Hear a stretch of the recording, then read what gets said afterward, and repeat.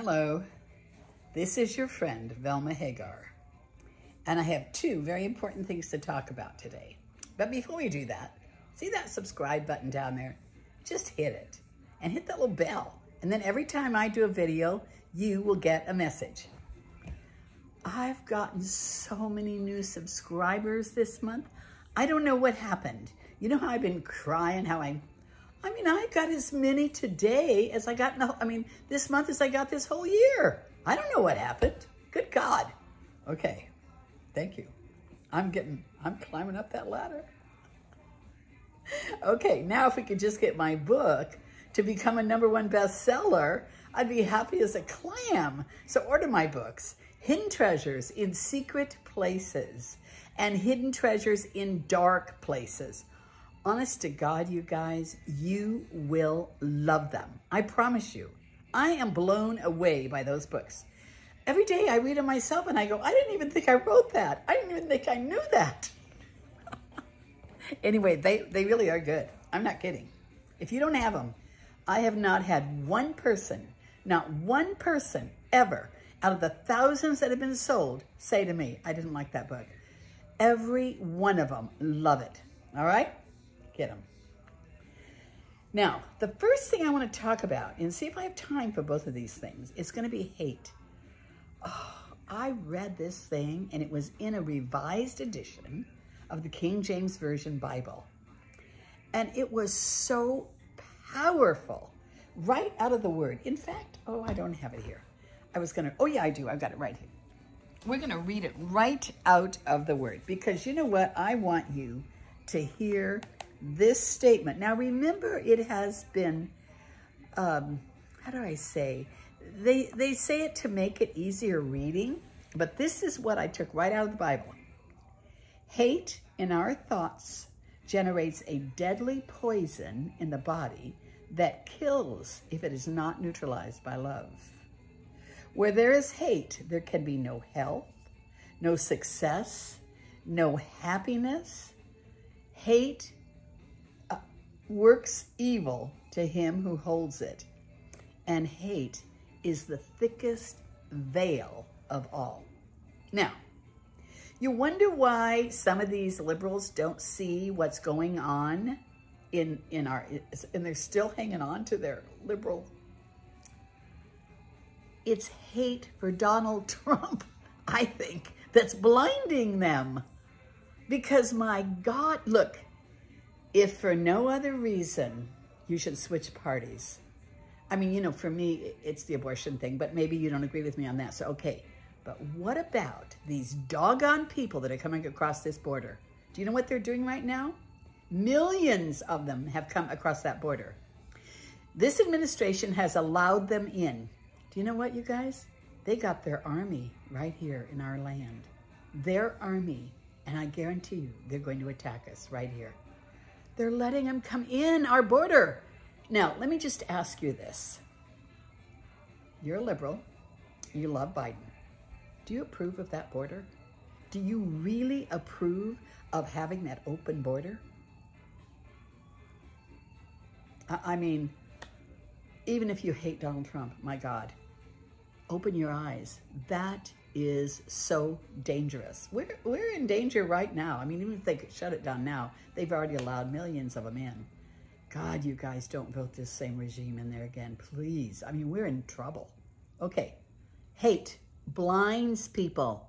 They can't see. You say to them, someone said the other day to this girl, do you think Biden's done a good job? They went, yeah, I think he has. I went, duh. What about the border? What about the gasoline prices? What about the inflation? I mean, what in the heck? What about the street people? Where have we seen anything good happen during this regime? No. Now, am I saying the Republicans are any better? Sometimes they're just as bad. But they sure can't get any worse than this right here. We got to get that border closed. We've got to get the border closed. #1. Probably too late. We already let the cows in. But anyway, hate will blind you. Hate will block your blessings. If you're holding hate, and honestly, I think all of us are kind of guilty of it, we got to dump it and we got to take it to God and say, okay, God, please help us, because we want to get rid of it. I feel it. I don't know how to get rid of it. Help me. He will. Now, the other thing I want to talk about is Israel. Oh my God. There are actually people in our colleges and on our streets that are marching against Israel. Good God. Good God. Let me just say this. All the other atrocities that have happened during this war.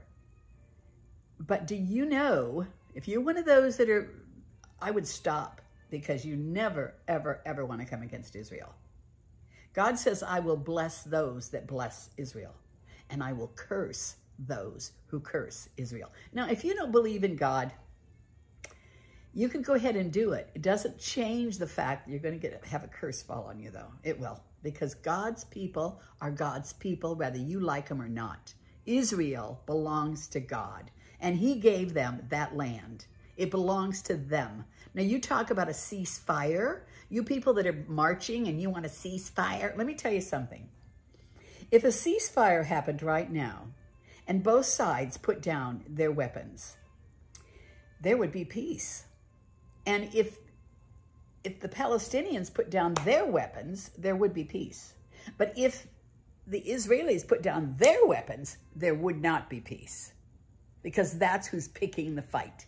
They came in to Israel and they attacked people. They killed people in their beds. They went into a place where there were 60 babies and killed babies, and then paraded around with the babies on their heads on a stick, cheering. If you want to support that kind of a people, shame on you. Shame, shame on you. It will come back on you, I guarantee you. I'm going to tell you right now, there's a curse on those who hate Israel. I used to watch my dad. I'm going to tell you, my dad used to get drunk, and he would sit in a chair. I don't know whatever made him do this. I have no idea. But he would sit there and curse the Jews. God damn, no son of a bitch and Jews. I mean, he would just sit there and curse them. I'm going to tell you, my dad died at 51 in the streets, a street person. And no one will ever tell me that a lot of it didn't have to do with that curse. You cannot get by with cursing the Jews and expect your life to go well. If you believe in God, you better stop it. Because God says, I will bless thee that bless ye, and I will curse thee that curse ye. That's Israel he's talking about. And he also says, pray for the peace of Jerusalem. I pray. I'm going to tell you, I have a heart for those people. Now, are there some good Palestinians? You bet there are. I feel sorry for the victims over there. That government that's using a lot of those Palestinians as weapons in front of them to go in. They're such cowards. They're such cowards. They use women and children. And you know what they say? They say that the women and children are honored to die because they would die for wanting to kill Israel. They will never win. They will never win. And if I were you, I'd get on the right side. I love Israel. I love the Jewish people. And if you're a Christian and you don't, something is wrong with your walk. We are grafted in. If you don't love the Jews, all of those promises in the Old Testament do not belong to you. Don't claim any of them. If you're a Christian and you don't like the Jews, you better not try to claim any of those. There's over 6,000 promises in that Old Testament. None of them belong to you if you don't claim that you love the Jews and that you are grafted in. I want the blessings of Abraham and Jacob, and I have them. I'm grafted in. So you know what? I'm a Jew too. I am a Jew. I'm grafted in, and I'm proud of it. So stop it. If you are a Christian and you are not promoting the Jewish people and you are not praying for them, you are out of order. You can tell I really get into this stuff. I'm telling you, I am so political minded, but I think we all need to be. And if you're a Christian and think you aren't supposed to be, something's wrong with that walk too. If you have a pastor who doesn't tell you to vote righteously, to vote for things that are godly, he's out of order too. All right? We have to occupy till Jesus comes. All right. Boy, I'll tell you, there's heavy stuff going on right now. You know, I'm a lighthearted teacher. I don't like all this heavy stuff, but it needs to be said. All right, that's it. 10 minutes. I overdid it. Buy my doggone book and subscribe. And remember to pray for the peace of Jerusalem. Get all hate out of your body. All right, you guys, until next time, this is your friend Velma Hagar saying, here's looking at you, kid, and bidding you a blessed day. Bye.